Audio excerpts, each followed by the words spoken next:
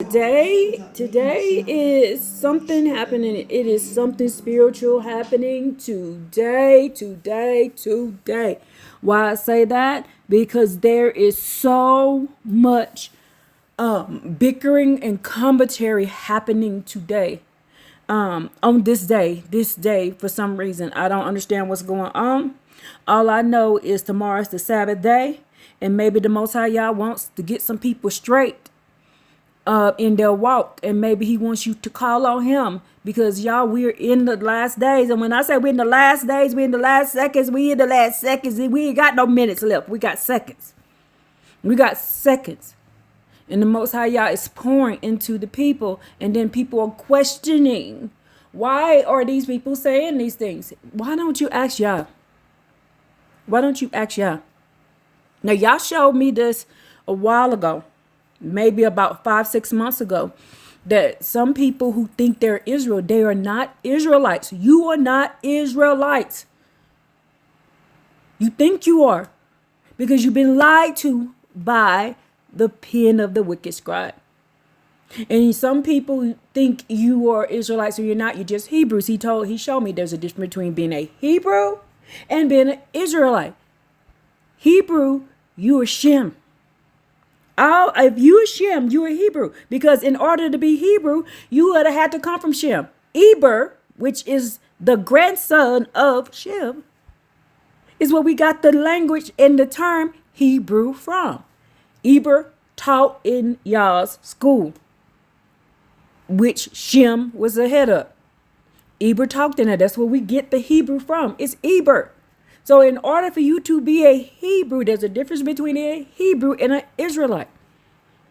Mesopotamia, that is Shem. Now, Canaan, which was over here on our land where they weren't supposed to have, they behind, who got cursed. And you seen that in my last video, they got cursed for not being in their own land, their allotted land. They got cursed for that, y'all. And if you're in the land that is not allowed to you, that curse did not change. You're not supposed to be in a land that's not yours. That curse did not change. Y'all don't change. So why would he change that? This is why he tell you over in, what is that? I think it's either Isaiah 50. I think it's Isaiah, no, it might be Isaiah 60. Where when he sent Gog and Magog, he tells them to go back to your own land. He tells them to go back to your own land.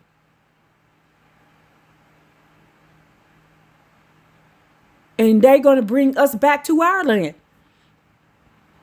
We're not going to have to stay forever and ever in these other lands unless you got chastised. And he says you ain't going to never see the land again. That's because you were so wicked.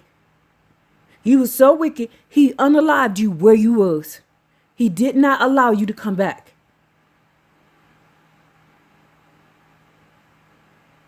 He didn't allow you to come back. But that's between you and Yah. That's between you and Yah. But let's go. Let's read this.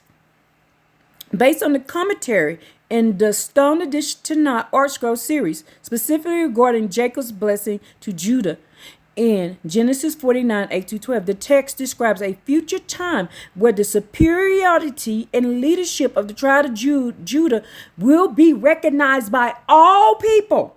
By all people. And what is happening right now? It's going to be a future prophecy. It's a future prophecy in Genesis. That everybody is going to worship at the foot of Judah. And is that not happening? As we speak, right now, as we speak, the commentary indicates that because of the immense and divine blessings upon Judah, other particular members of the other tribes, such as Reuben and Simeon's remnants, or possible even outside nations, will look to Judah for leadership and identity. In this future, they will not claim their own original tribe heritage, but will identify themselves as Judah. Y'all, you just because you think you're not Judah. I was confused. This is how I know who I am, because I was thinking the same thing. I must be from the tribe of Judah because I'm in America. And he was like, you are not Judah. Then he showed me in a dream, aka a vision, how to find out what tribe I was from. This is why I keep telling you I'm from Ephraim and from Levi. He showed me how to look for it because I was thinking the same thing. Oh, I must be Judah then. I must be Judah. If I'm in America, I must be Judah. No, they have lied to you. Ephraim received the southern of Americas. The northern America. Ephraim did.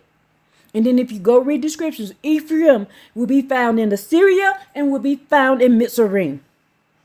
And now I showed you what Assyria and Mitzrayim. So if aka Egypt, that means Ephraim would be, according to you, if Egypt, the part of Africa, Egypt, the part of Africa that y'all claim, it wasn't even called Egypt back then.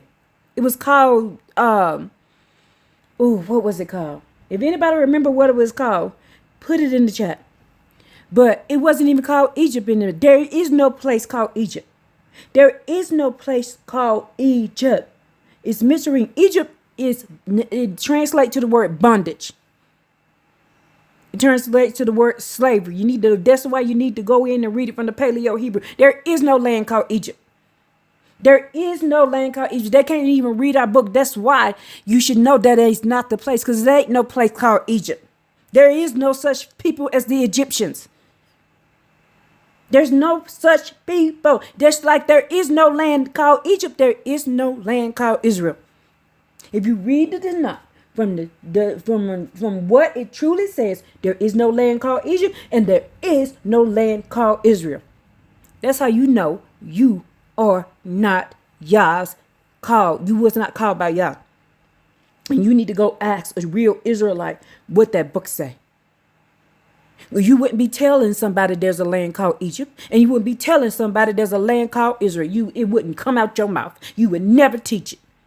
You would never teach it. Egypt means bondage. Israel is a people. The land is called Jerusalem and Zion.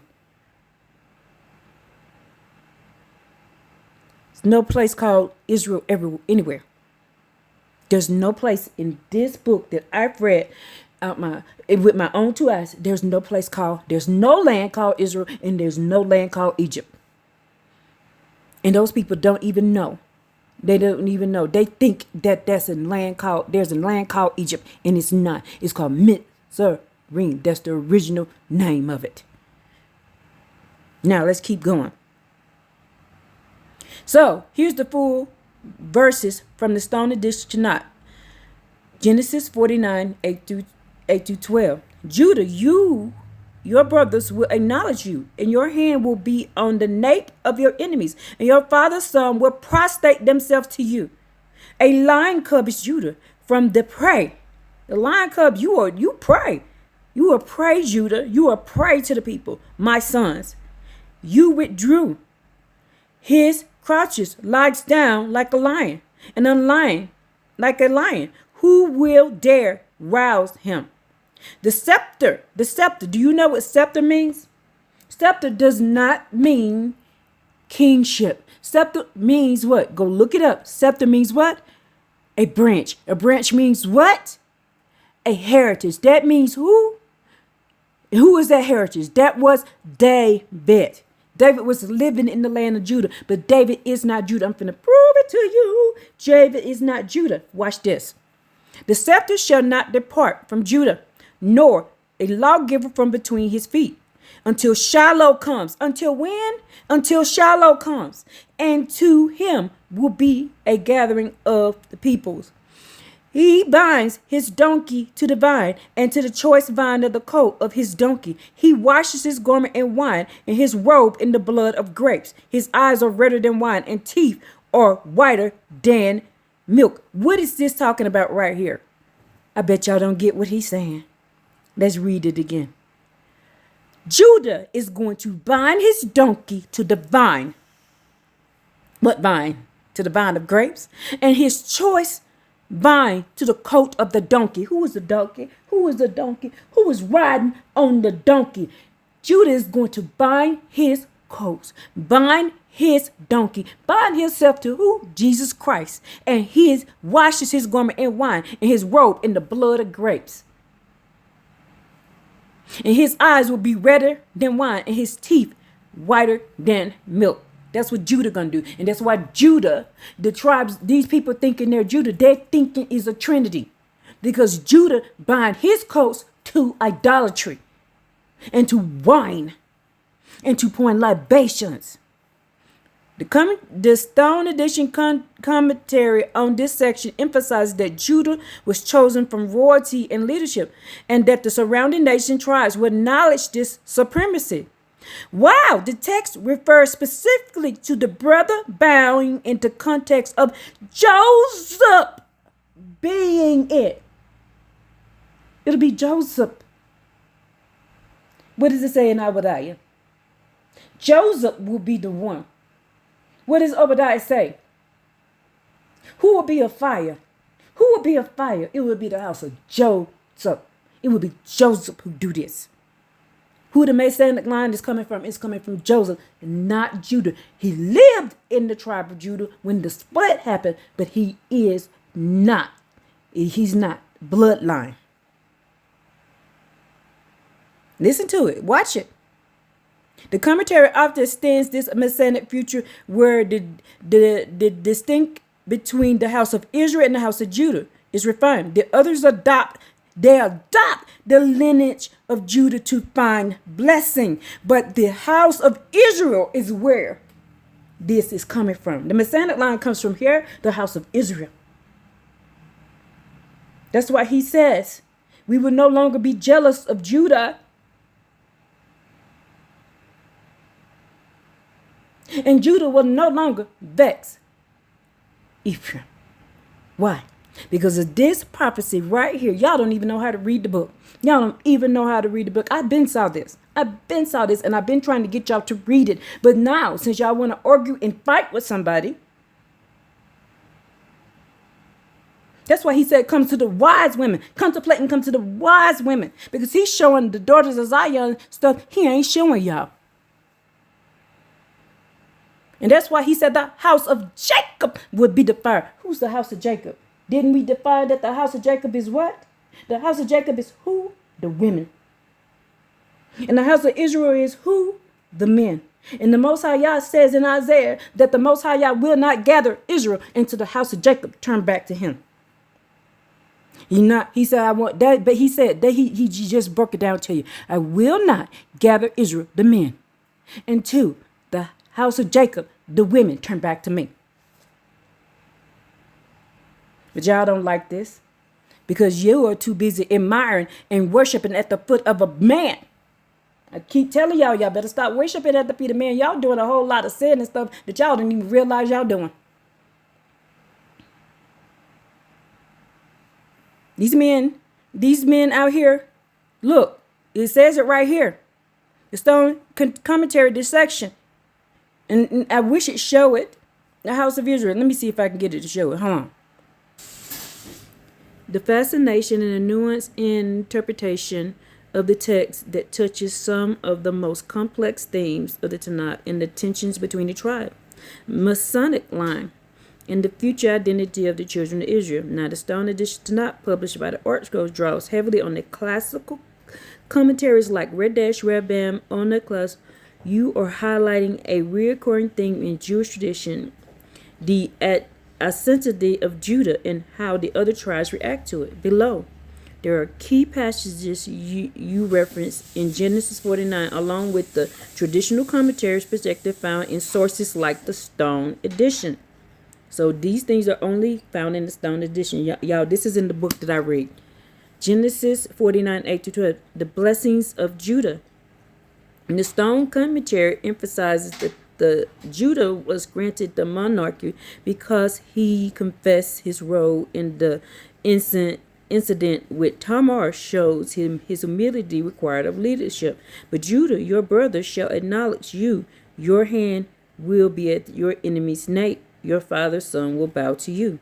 The adoption of Judah's name. Commentary note that Judah saved Joseph and showed leadership, and the other tribes would eventually be called Jews, Yahudim, after him.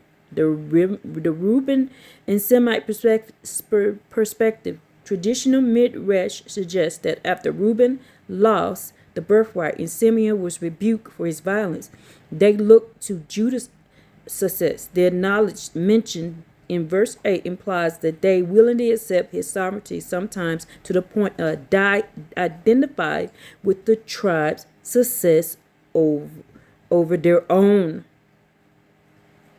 The scepter of Ephraim. You mentioned the complexity of David's orange. This point is deeply studied in the Torah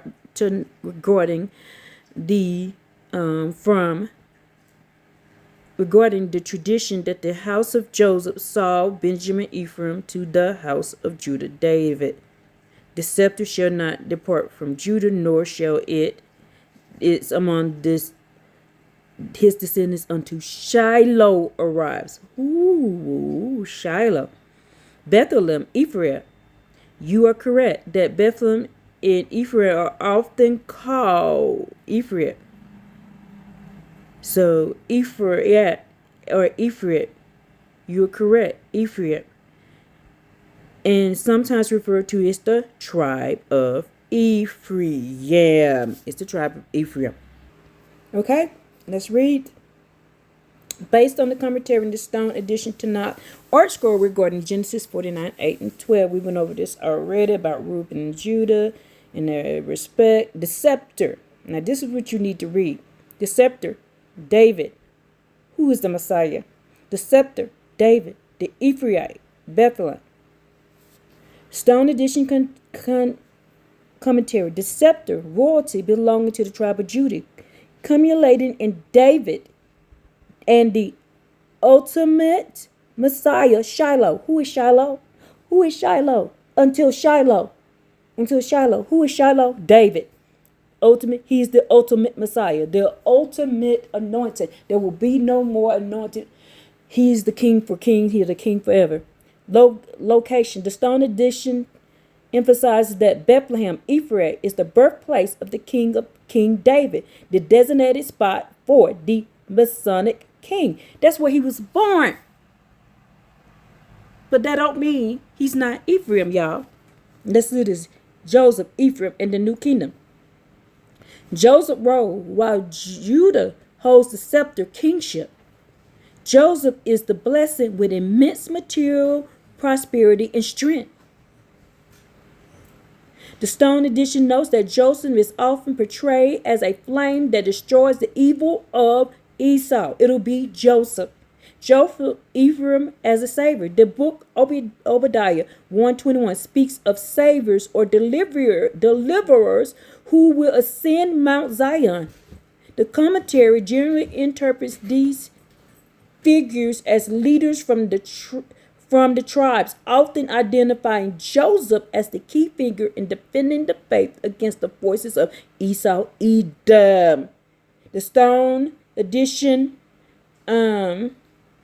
Tanakh does not suggest Ephraim Joseph replaces Judah as king.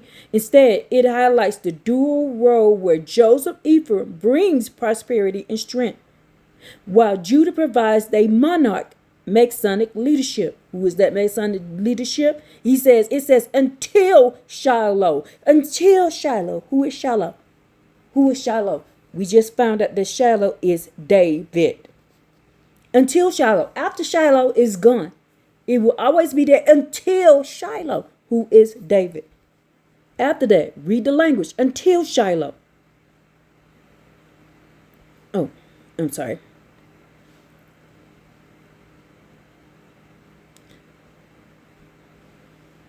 Okay, I read that already. This right here. Non-Israelites adopted the name of Israel, future prophecy. The prophecy in this prophet, specifically Isaiah 19:23 through 25, and Obadiah, there are predictions that non-Israelite nations like Egypt, Mitzrayim, aka Mitzrayim, and Assyria will eventually serve the Most High Yah and be blessed alongside Israel. Didn't I tell you that? Assyria and Mitzrayim. Interpretations. The Stone Edition commentary on the verses indicate that in the end days, the entire world will acknowledge the Most High Yah And the nations that were once enemies will be brought into a spiritual relationship with the God of Israel. The full text cited, Stone Edition translation, Genesis 9:8-4, Jacob, we read this one already. Obadiah 1:2, at the end of days, and deliverers will ascend Mount Zion to judge the mountain of Esau, and the kingdom will be the Most High's. Micah 5, prophecy of a ruler. But you, Bethlehem, Ephraim, you are smaller to be among the clans of Judah. So they're among the clans of Judah. They're not Judah. From you one shall emerge from me to be ruler over Israel. And his origins is from the ancient days. Do you see that now? He's among the clan. That's how it reads. This is why I keep telling you to read it. You're among Judah, but you're not Judah. And who is that? Who is that? Who is that Ephraim? That was David. And David is Shiloh. It says until Shiloh. Until Shiloh. Until Shiloh comes. Who is Shiloh? Who is Shiloh? We just learned that Shiloh is who? David. So after David, the scepter does not stay there. It goes with David's lines of children now. It goes with David's lines of children. David is the Messiah. He's Shiloh. Let's look up Shiloh.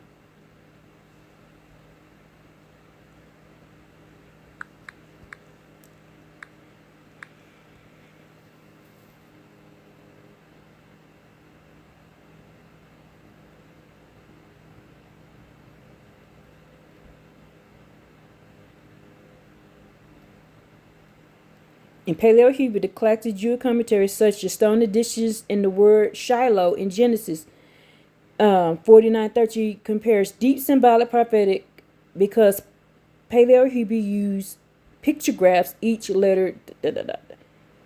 In ancient Paleo Hebrew, the letters Shiloh, Shai, Yod, Lamed, Hey represents the following.